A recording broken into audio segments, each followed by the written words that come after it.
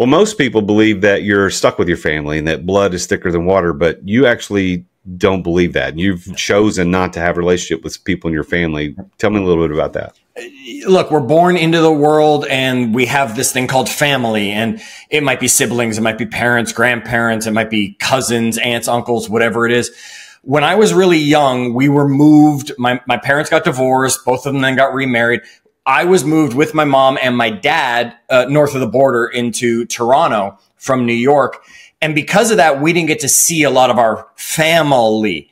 The lesson I learned from it, and it became a real key important one in my whole life, is that you get to choose your family. Yeah, the term family might mean the people that you're born with, Jason, yet I have brothers that have no DNA connection to me at all because we went through stuff together, and I've been friends with them now for 40 years, yet I have people that are brother and sister. I don't talk to them at all because you don't need to. Jim Rohn always said, you're the average of the 5 people you spend the most time with. I learned that at a huge level from my dad when I was in grade 10. Happy to get into that story later. And that includes family. You're not stuck with them. Choose who you want around you. It sounds though that your story is a little unique in that, or not unique to the whole, but unique for you, is that there was a breaking of the family and therefore you got to make a choice. But somebody who's not having the break of the family, they don't get to choose. What would you say to those folks? You do get to choose. Right? You might not have the geographical assistance that I had, which was I'm not living with my father except for short periods of time, or I'm not seeing that cousin except it's once every 4 years at some family get together that's important enough. I had the geographical help. You have the choice, right? You can pull anybody out of your life at any time. You don't have to justify it. I mean, I hate that it's happened, yet I taught my daughter this at a very young age. I raised her believing this. She doesn't have a relationship with my mother, who I love dearly, her grandmother. She doesn't have a relationship with because at one point in her life, when she was getting ready to choose colleges, my mother said something that my daughter believed was unsupportive of her. And my daughter at that point said, "You're not one of the 5 people in my world anymore." And she cut her out of her life. Anybody can do it. It's got nothing to do with geography. That might have helped, yet it's got nothing to do with it, Jason. So, well, let me push back on that a little bit, because I see where you're coming from. But just because you are the average of the 5 people doesn't mean you only have 5 people. Absolutely. Like grandma could have been number 16 on that list. Yeah, absolutely. So what's up with that? Yeah, and I tell people, look, I love my mother. She's a dear person to me. She's not in all the areas of my life. Right? When my mom wants to say, how's work going? I change the subject. I just say good. And we move on to, so what's up with you and your friends or something like that? Because there are areas of my life I'm not going to allow certain people to be involved in. And then there are other areas of life where absolutely that's a key person I need. Healthy people still can hang out with people that aren't healthy. That's just not part of my health conversation. I'm not talking about my diet and going to the gym and all that stuff with people who are unhealthy. I'm having that conversation with others. So yes, you can have 15, 16, 20 people, of course, in your circles. It's just making sure you keep the right people. My daughter was just a little young when she made the choice that she went to the extreme. I've been attempting to work her back using that example, right? You can still see the family at Christmas and smile and put on the pleasantries because you're expected to be there. But that doesn't mean the other 364 days a year, you've got to have them being in your world constantly if that's not what you choose. So one of the notes that I was given by my team that obviously came from your side, and my team kind of curated it for me to prepare for the show, is one of the lines says, he's known for telling it like it is. And I think that just illustrates that in fact who you are. We're talking with Chad Hyams today on The Root of All Success. Welcome in. I'm glad you're here listening today. I'm the real Jason Duncan. We're going to have a great conversation. I promise it's not going to all be about family, but I thought it was an interesting perspective that he had there. But I do want to, Chad, ask you this question about going back to family, but more specifically about what Jim Rohn said, because he's not the only person who said that. There's been psychological studies been done for decades that talk about this average, this average of the 5 people, or some people say 10, but whatever it is, it's you become, whether it's personality, finances, religious beliefs, political beliefs, et cetera, you become the average of those people that you hang out with. Let me ask you this. Why do you think that is? Because they're the influences. right? I mean, there might be influencers. And here's the amazing thing people don't get about this. The 5 people you spend the most time with, just to use the number that Jim's always had. Yes, there's studies that say it's 7, it's 10, it's 5, whatever it is. For a long time, John Maxwell was one of those people for me. Now, Jason, I don't know John. I've never personally met John. I've seen him. He's been on stage that I've been at. I've walked past him in a hallway before, yet I don't know John and John doesn't know me. Yet I read his books again and again and again. I listened to him on interviews again and again. He was one of the most influential. He was one of those 5 people of me when I was going through leadership development.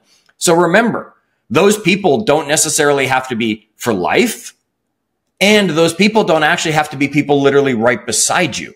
It can be an author. It can be somebody who you get into. One of my friends and mentors, he would probably say Winston Churchill is one of his 5, but that's because he's done so much research into him and he's read everything. And it's not like him and Winston are friends. Winston Churchill's not around, folks, right? These are the people who are influencing you and helping you shape and form. Now, the older you get, the less you're influenced. The older you get, the less you shape and form. Yet you're putting yourself in a position of choosing the people that are going to help you and remold you as needed.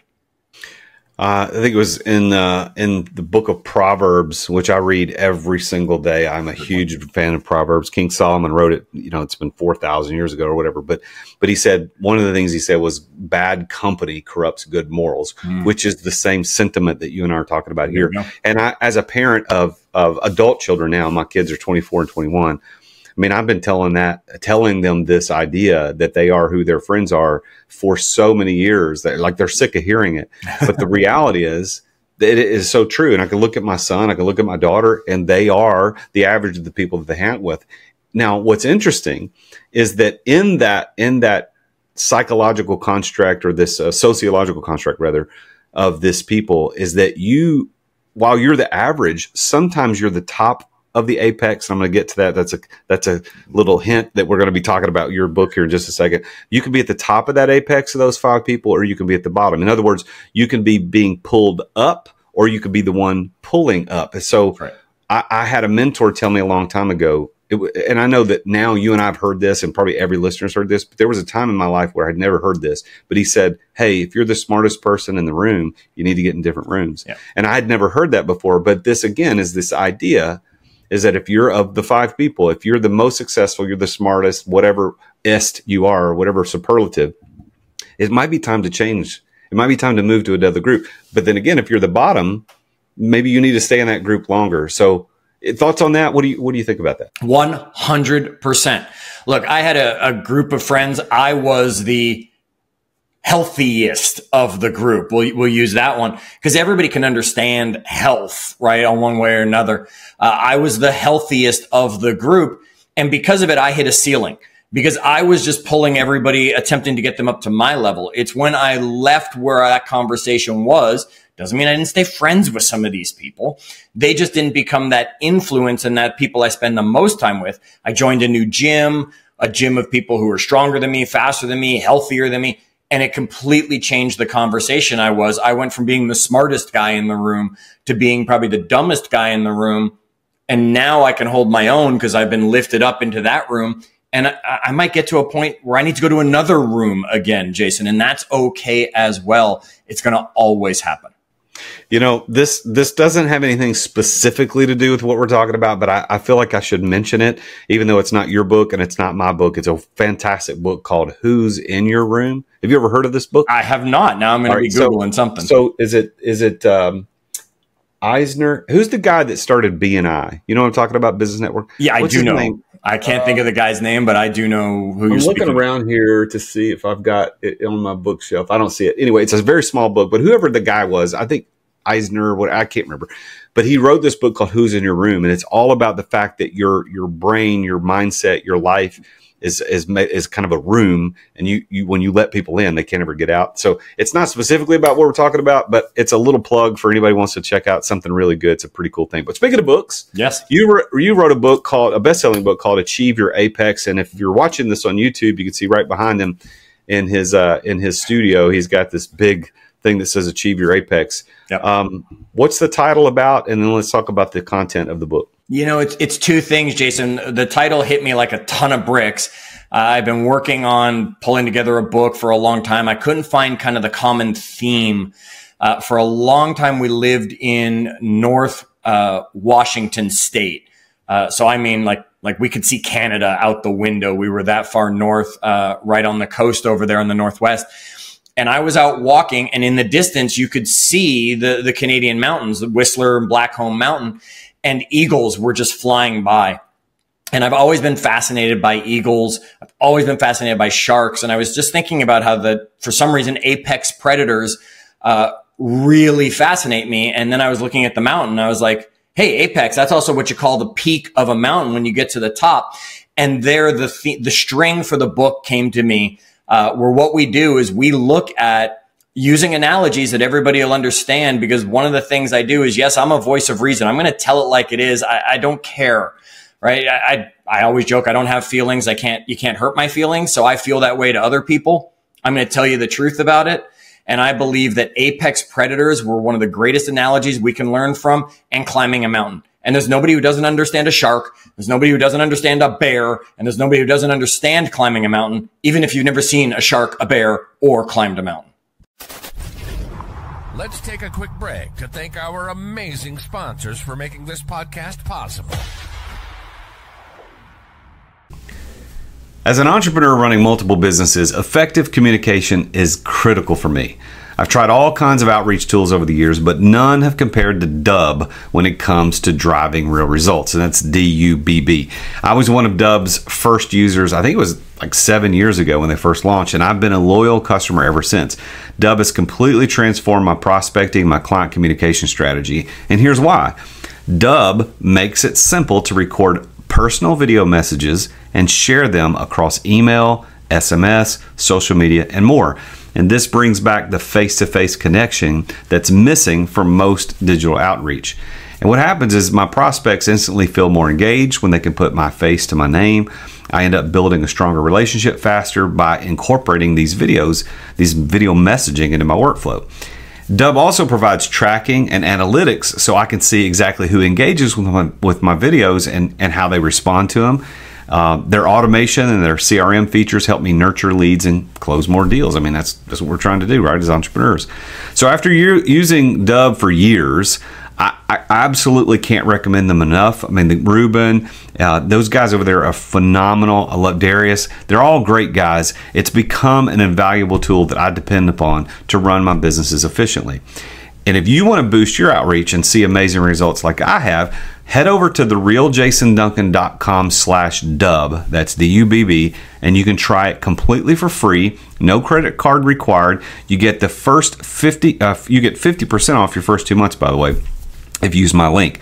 You need to take your prospecting to the next level with video messaging from Dubb. They're my go-to sales communication platform for nearly 7 years and counting. Go to therealjasonduncan.com/Dubb. Try it for free, no credit card required, and you'll get 50% off your first 2 months as well. Thanks for listening to our sponsors. Now, back to the show. So Achieve Your Apex is it about personal development? Is it about self-help? Is it about achieving something? Is it about a tactic, a strategy? What is it? All of it. You just hit on it, right? It's achieving all of it through simple strategies, tactics that you can use, using analogies that you'll understand, that be able to teach you how to, well, control your calendar better. Because one, that dictates how our lives work. Two, the 5 people you spend the most time with. There's a chapter talking about making sure you know who those people are and how to do some research to figure out who those people are. It's 20 chapters. What I did was each chapter is on an area, strengths and weaknesses. I think everybody's wrong on strengths and weaknesses. I'll just throw that out so you can come back to me and go, hey, I heard that one, right? And then what I did was I went and I found somebody who had a story that kind of fit what we were talking about. So not only is there my thoughts, my lessons, my training that I've been sharing for years as a coach and a speaker, I went out and I found somebody who has a story that went with it so people can now relate and say, I know that person because that person's me. And so in this book, you tell these stories. Have you got one that you can share with us now that would kind of drive home some of the things we're talking about? Well, I'm happy to talk about any of the points. As for the stories, no, I'd probably need to go back and flip through and say, wow, Matt's story was a great story, or, Annette's story, or whoever's story it is that I share. They all went perfectly with it. And I really challenged myself to get into different areas. I found people who were in the health world. I found people in the sales world. I found people who were in, the retired world that they were in, or whatever it was, just to make sure we found stories so people can connect. So what's, give us a sneak peek of the kind of the one of the main points of the book so that we can walk away with something tactical from this conversation. Sure. I'm going to talk strengths and weaknesses. Let's go to that one because I mentioned it. I don't know if it's one of the main ones. I mean, the first one I talk about, I'll tell you, is environment. Environment is everything to us, and people don't pay attention to the environments they're in, Jason. We're not paying attention to what's on the wall in front of you that you're looking at when you're working. What's out that window? What's out this side, right? What's behind us? What's our car look like? How many of you are in your car right now listening to this podcast? Because that's where you always listen. And if you look in the passenger seat, it looks like a garbage dump, right? Or is everything organized that you have things within your reach? This is what we're talking about. Your environment dictates so many things for you. And we start right off the bat with that. I mean, think about an apex predator and how important their environment is to them. A shark is useless in the jungle. Okay. That's one of the areas that I talk about. Time blocking is something that's near and dear to my heart, which I have a whole chapter that'll help you break down. But I think strengths and weaknesses might be the one to talk about, because I think everybody out there needs a smack across the face in a loving way to help them move to the next direction, if that's okay with you. Yeah, we're always, I mean, not that our audience is looking for a job and they're being interviewed, but we all remember the interview questions, right? Yeah. Tell me your greatest strength. What's your greatest strength? And then, all right, well, tell me your greatest weakness. And man, I always hated that question because answering that question doesn't ever seem like a win. Like I can't answer that in a way that's a win for anybody. Oh, I can give you 100 of those answers, right? So tell us a little bit about strengths and weaknesses from your perspective as the voice of reason. Okay, here it comes, folks. You have strengths, you have weaknesses. And if I did this, challenge you right now, I tell you to write down your 3 top strengths and I tell you to write down your 3 top weaknesses. So if you're somewhere that you can do it, hit pause, go write down your 3 top strengths, go write down your 3 top weaknesses, and then resume the conversation. Okay. Now what I would tell you is rate them on a scale of 1 to 10. 10 being you are super strong at it. So Jason, you are I would probably guess, from what I know of you, when you came on our podcast, one of your strengths is communication, right? You're doing podcasts. You're doing a great job in 242 episodes, right? Outstanding. You're doing some great interviews. You're probably a great strength would be an interviewer or communication or something in that area. Okay. Now a weakness on the other side, you're going to rate really low. It's going to be a 1 or a 2 or a 3 probably. Here's the thing. The numbers 4 through 7 are just average, right? Just average. Too many people out there have heard the wrong lesson for years. And that is, if you get better at your weaknesses, you'll be better. Okay. So here's the thing. Go out and take one of your weaknesses and go work on it. Go be better at your weakness. The most you're ever going to add on a scale of 1 to 10 from studies that have been done, not by me, studies that have been done, is you'll never add more than 3 points of value, Jason. So what that's now saying is your 1, your 2, maybe your 3 for your weakness just became a 4, a 5, maybe a 6. Now, do you remember, Jason, I said 4 through 7 is average. Who wants to be average? Okay, Jason, instead of fixing one of your weaknesses, I want you to develop your strengths. Go take that interview strength of yours or that conversation and communication strength of yours. Go get even better at it. Take that 9 and turn it into a 12 because you add 3 points to it. Okay. Now some network is hiring you to become the interviewer. Right now you're the ESPN person at the anchor. Now Oprah needs a replacement. Get your strengths so strong, people. You can leverage every weakness away because the world will pay you handsomely for your strengths because you're that good at it. Stop attempting to be average by bringing your weaknesses up. Leave them behind, leverage them off. Do it differently than you've been doing it your whole life. So I know that you are familiar with Strength Finders. Oh, of course, yeah. You just did a commercial for that idea.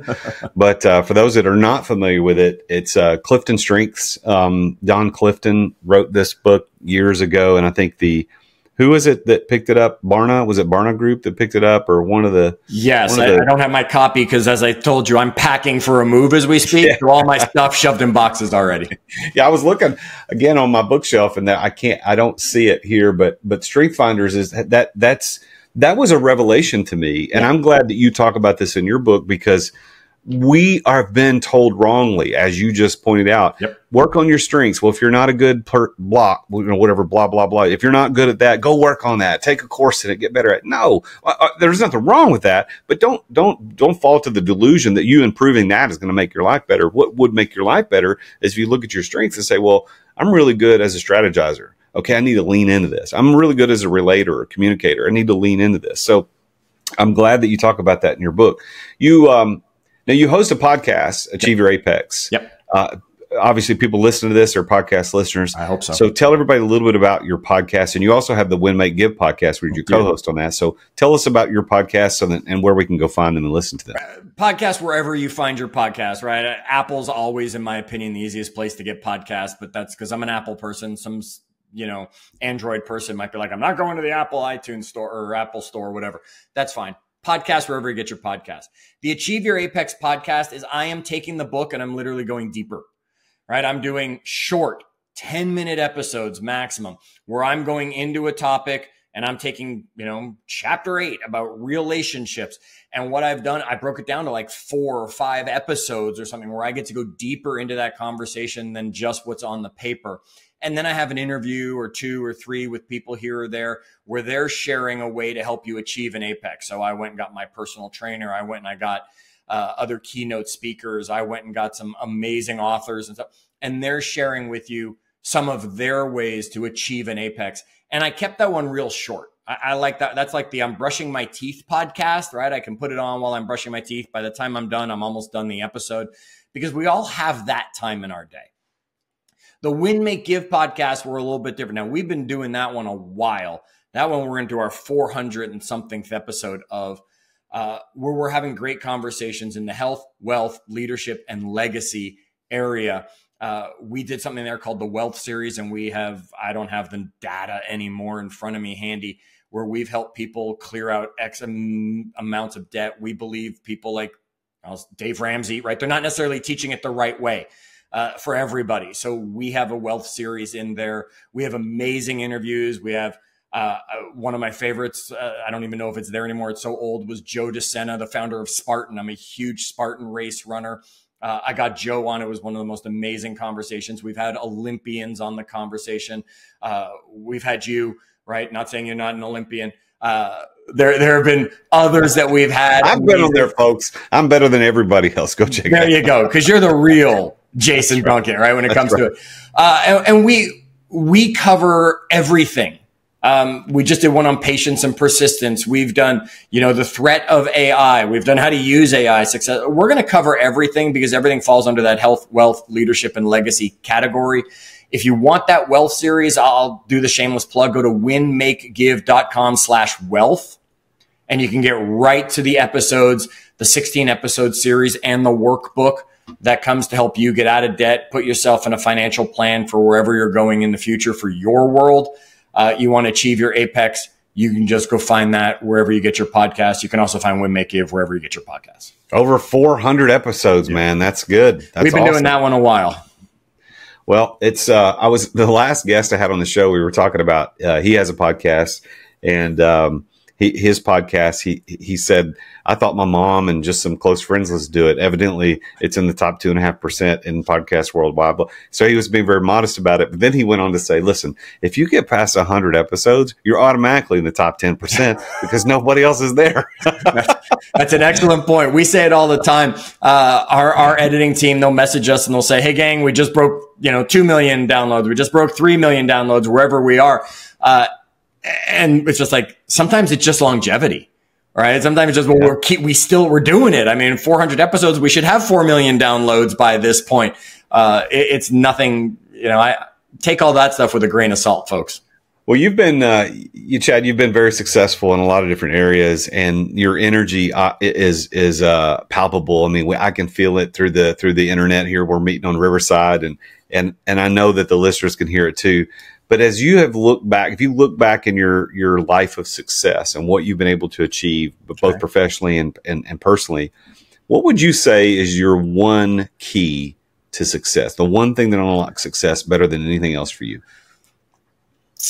Boy, I love questions that make me think for a second. And the answer that came into my head as soon as you started to ask is, and it's going to come back to that original conversation, right? I like to tie things back.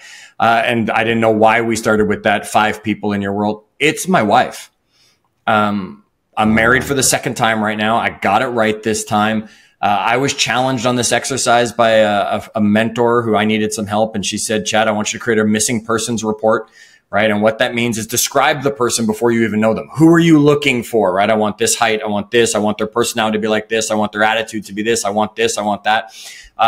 I met my now wife 2 weeks after having done that. She hit a 95% basically on the list of things.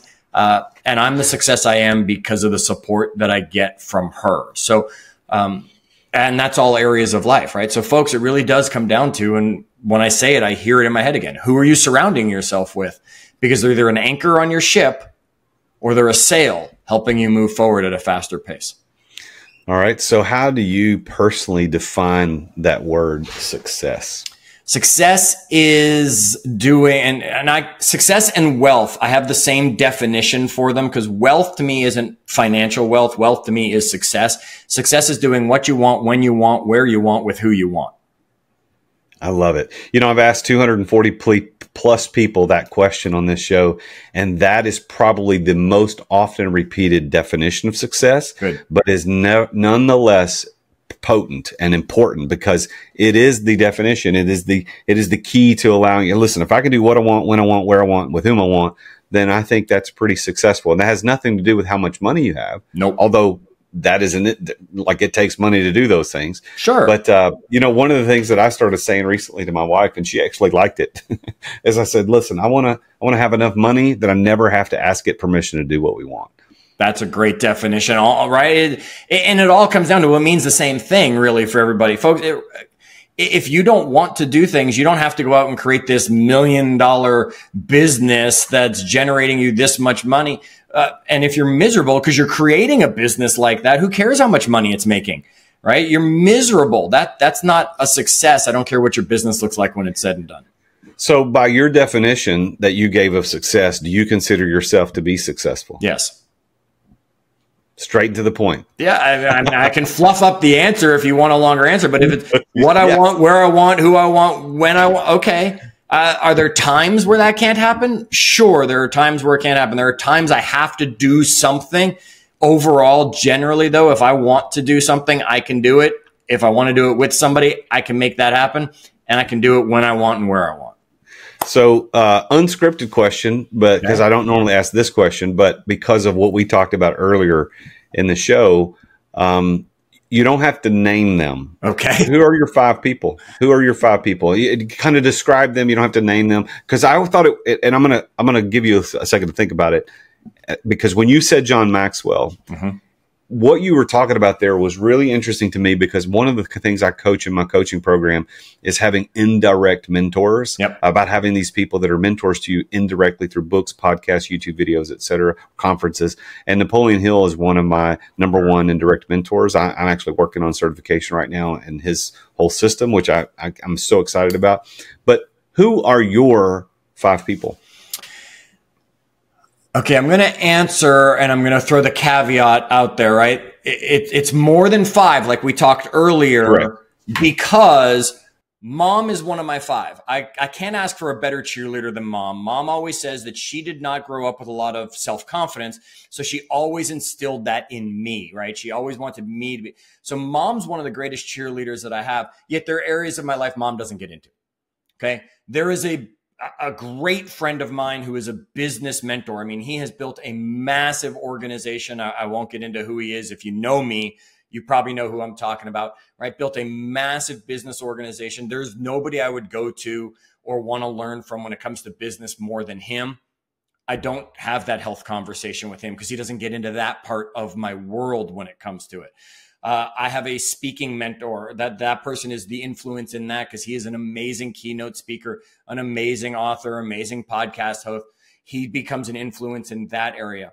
Then I've got like my 5 buddies that I talked about earlier that are brothers that aren't really brothers to me. They'd probably be in that circle as well because they were the ones who had the intervention when I needed it earlier in life. They're the ones who are joking about whatever they can joke about in our chats and our text messages. Yet if somebody needs something, those are the guys who are always there for you. They have helped shape, form me on who my morals are. We didn't get into it because I don't often talk. I said politics and religion are the 2 areas I stay away from because it doesn't matter what you say, you're going to alienate somebody. Yet God, right? God is one of those people who is in my 5. Folks, whether you want him there or not, he's there, right? You might as well accept him and have those conversations. And then, of course, I mentioned my wife. So those are the immediate ones that I would come to. I could throw a personal trainer in if I wanted to get specific on a certain area, things like that. But that's probably my general circle of people that I allow in that 3-foot rule to get me going where I'm going. Well, now I think it is interesting. You gave the example in the strengths and weaknesses to list your top 3 strengths and your bottom 3 weaknesses, and then rank them 1 to 10. I think it would also be an interesting conversation and an exercise for people to really sit down and think about it. Because after I asked you the question, I started thinking, well, who are mine? You know, like who are the people that I'm hanging out with the most? And the first 2 or 3 are pretty easy to come up with. But then beyond that, I'm like, I don't know, like who's the other folks? Some of the people I have more contact with than others. So it's not necessarily a quantity of time that you hang out with, but maybe a more quality of time that you hang out with that person. Because, I'm a huge reader and listener to podcasts and I just stumbled upon a new guy that I'd never heard of before. And I'm like binging all his podcasts on YouTube right now. So you need to think about this, people. And I'm glad Chad is here to talk about this, to encourage us to really think about who these 5 people are, because you can't achieve your apex, as Chad has written about, and he's got his podcast. You can't achieve that if you got people weighing you down. I mean, if you're hanging out with the people that you don't want to be like, listen, if you want to earn a certain dollar amount, your income will be within a certain percentage point of the 5 people you hang out with. Always. So you just got to choose. Do you want the income or the friends? That sounds cold, but the reality is you can have both. You just got to make better decisions. You got to have choice. I'm not going to not have a friend because he doesn't make as much money as me, or that he makes more than me. I'm going to choose a friend because I like it. But you know who I'm going to choose? I'm going to choose people that I want to be like and be around. Absolutely. And Jason, look, when I get the chance to do workshops, if someone brings me in town to do a workshop, one of the exercises we do is we list those 5 people who are 5 in our circle. One of the challenges that most people realize is they have 2, right? They don't even have 5 people that are influences to them because I don't let them choose not college graduated kids, right? You can't pick your kids at home unless they're college graduated and they've come back for that influence. So a lot of people don't have 5. Then what we actually do is we do an exercise where we rate those people on a scale of 1 to 10 in the different areas of life. And now you really look at it and say, wow, I am the bottom. They're the smart ones pulling me up. Or, ooh, I need new friends because I'm here and they're all down here, which means I'm going to be pulled down to their level sooner or later. It's an eye-opening exercise that everybody should take on. It was a great question. Yeah, you and I need to talk. We'll talk post-show. I've got an idea. I think we should do something like that. I think we should create a digital version of that workshop to live in perpetuity. And anyway, we'll talk about that later. But I want to give you the opportunity. Everybody, it's coming at some point then. It's coming. Well, I want to give you the opportunity to have the last word. So it's been a great conversation so far. And I'm going to give everybody your social media links and your website at the end. But what would you like to do? Like, let's start with advice. If you put your coaching hat on, what kind of advice would you give to the audience as entrepreneurs? Oh, wow. What a open-ended, but yet great question. Other than go back and listen to this episode and take the notes of things we've talked about, implementation is the biggest thing people miss out on. Entrepreneurs specifically, I love entrepreneurs. They love to learn. Most entrepreneurs want to learn. They want to take it in. They're listening to every podcast they can. They're reading every book they have time for, and they're not implementing anything. You are better off hearing this whole episode and just implementing one thing from it. Come back and listen to it again if you want to find something else, or go listen to another podcast episode. Problem is we don't implement the things that we're learning. So I'm going to challenge you this week, listener, Whether it's something I was lucky enough to say that struck home with you today, whether it's something you hear on some other podcast, which I know you're not listening to, because if it's not Jason's or me, you're probably not, or something you've read, put yourself in a position where you are implementing something that you're hearing, because otherwise it was useless information you just took in. There was a guy named Jerry Barber who was when I was in ministry, he would lead our preacher meetings. We'd have all these preachers from the Middle Tennessee area. We'd all get together. And one of the things he used to always say, he goes, guys, there's going to be a lot of things talked about today. He says, you do not have to take it all in. Just pick one thing. That's it. And again, it's just such simple advice. But Chad, you're right. And implementation is the key. Don't just take it in and ruminate on it. Go do something with it. Yep. But Chad, man, thank you for being on the show today. I do actually want to give you the last word. Well, I will not make comments after this. I'm going to let you say the last thing you want to say. But I'm really, really glad that you were on the show. So you get the last word before I close things out. Folks, be selfish at times, because too often we are selfless. And if you don't put yourself first, you can't become the person that can actually help people the way you want to help people. It's okay. Be selfish.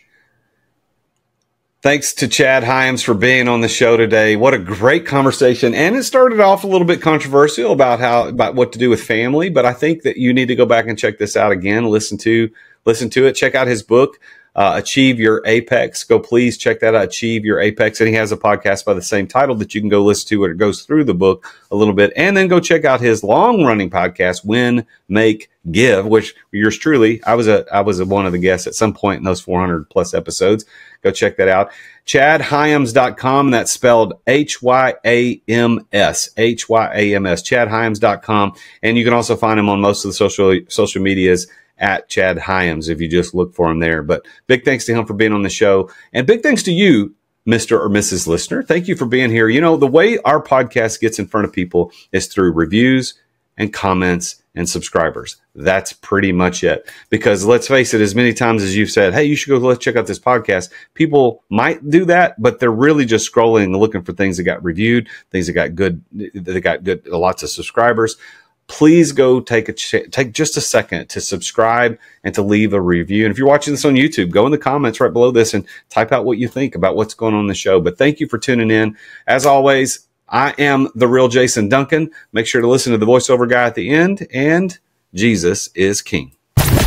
Thank you for listening to another edition of The Root of All Success with the Real Jason Duncan. If you've enjoyed this week's episode, visit therootofallsuccess.com to access the show notes and other helpful resources. Follow Jason on social media at The Real Jason Duncan. See you again next time here on The Root of All Success.